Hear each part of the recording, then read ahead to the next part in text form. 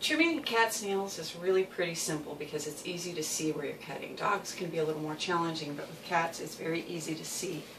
So all you do is grab the foot and extrude the nail, just kind of push down on the pad and trim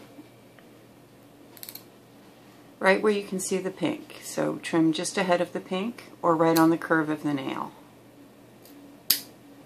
Zeus is being very good today. He's earning his keep as our clinic cat. And that's it. Very simple.